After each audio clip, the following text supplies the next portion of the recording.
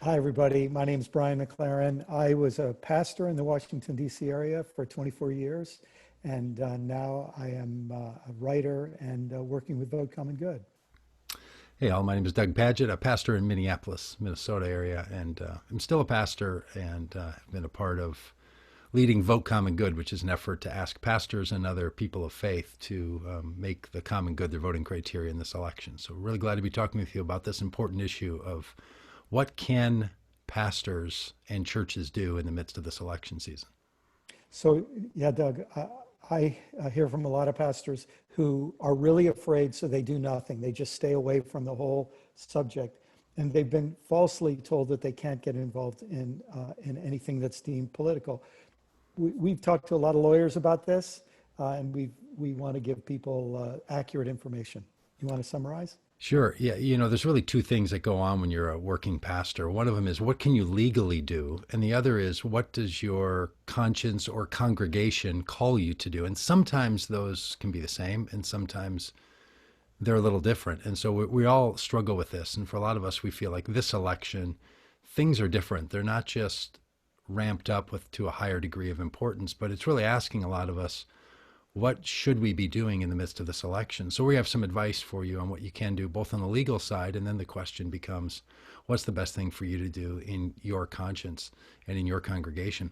So as a church, you can encourage people to vote and you can educate them on how to vote according to your values and to your faith traditions.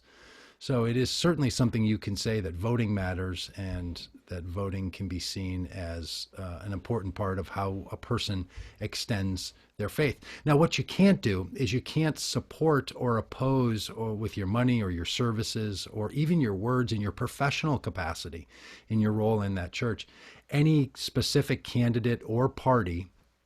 And you can't also speak out against that particular candidate or party. So not for nor against. When you're in that particular role as a leader or using the resources of the church.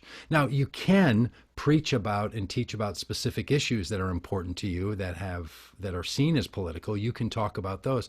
But it's that last part where you say, therefore, this is what I, as the pastor, or we as a church, ask you to do.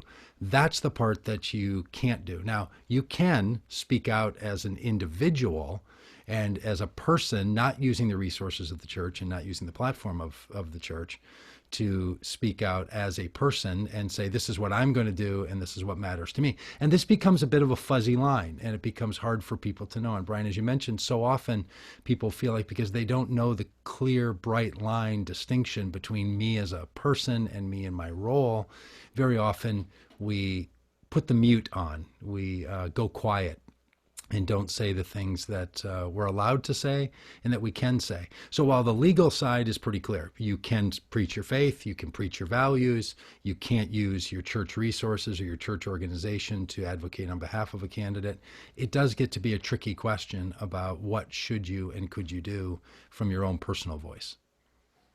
That's right. And the thing that I think, Doug, you and I would both encourage every pastor to do is to make this a matter of prayer and deep conversation with people they trust. I think it's worth having a conversation with your board.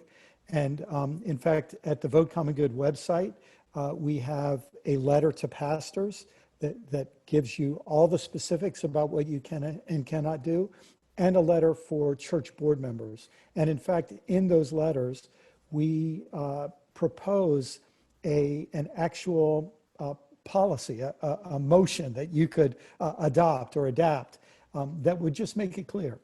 Here's what we plan to do in this election season. And this would help you in a whole lot of ways.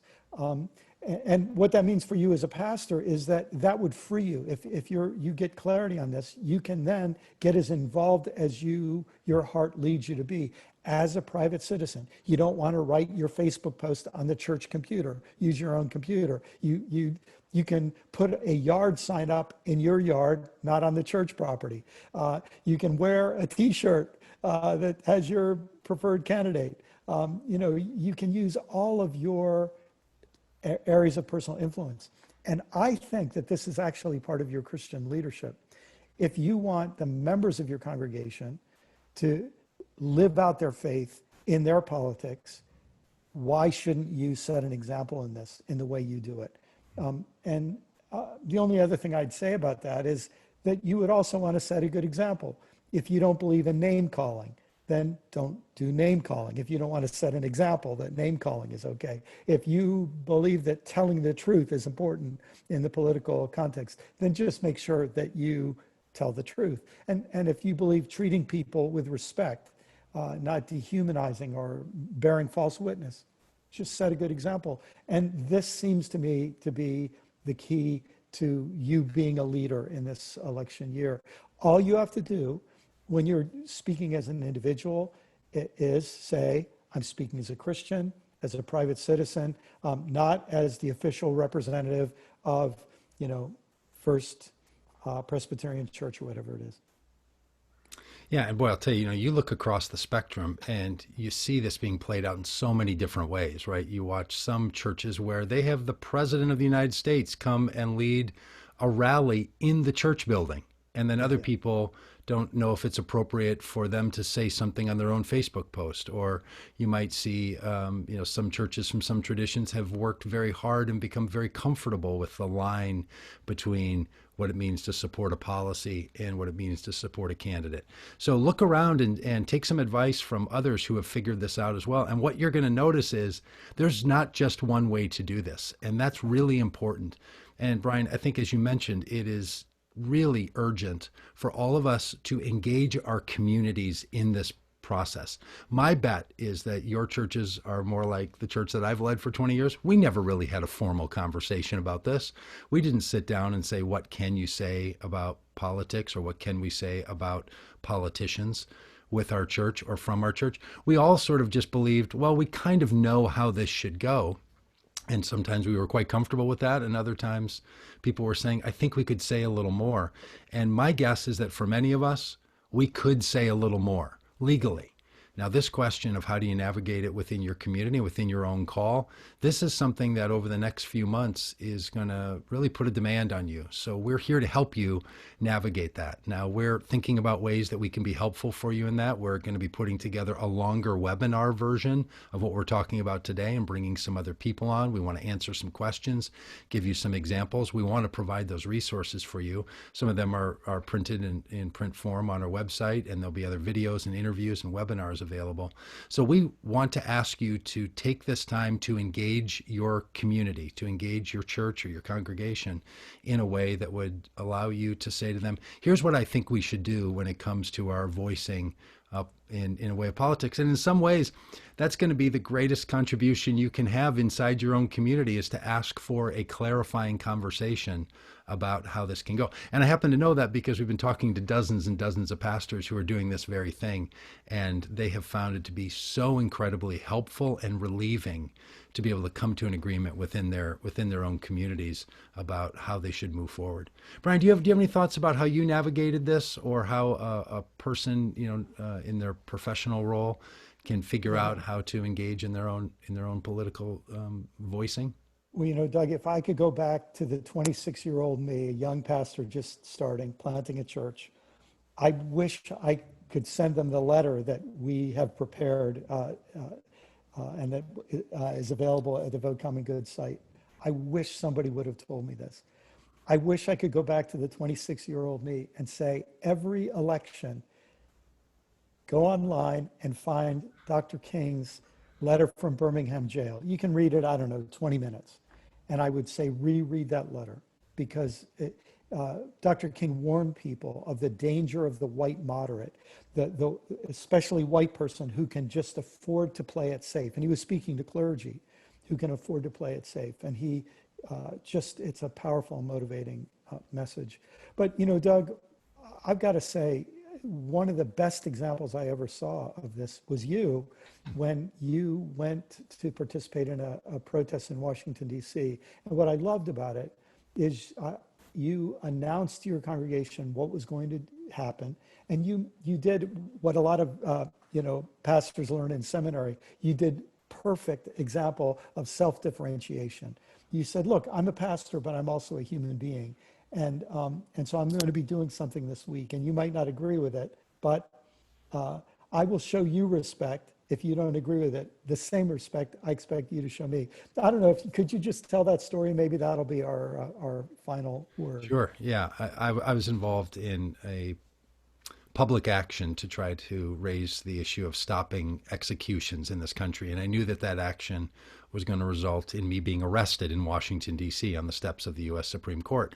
And we were doing that action as a public statement. So we knew it was going to get public and press attention. So when I said to the people of my church, hey, I'm going to go to Washington, D.C., and I'm going to express an opinion. And in this particular case, I was going to be expressing an opinion about what I saw as the increased danger of the Trump administration, who is going to be inaugurated into office the next day, that I was fearful for the safety of this country, and I was fearful for the use of brutality and the use of the police and the use of the execution system. And so that was all very political.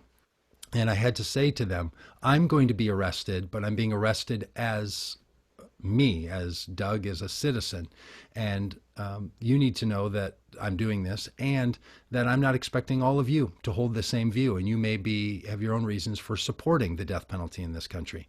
And I want to respect that. But I also need you to respect me, and that the line of me being a pastor is that I need to express my own faith, and I need to live out my faith as a pastor and not have my role in this community restrict my ability to be able to step forward. And just being able to have that conversation and being able to say that to our community really gave people a lot of space. And it was the response was curious. There were people who said, I totally disagree with you about this particular topic, but I really want you to be able to express your faith just as you've encouraged all of us to express our faith. And it was a risky thing. It was dangerous. I mean, I knew this community well. I started the church, and I felt very cared for and loved for 20 years. But it also was me doing something I hadn't done before in a public way.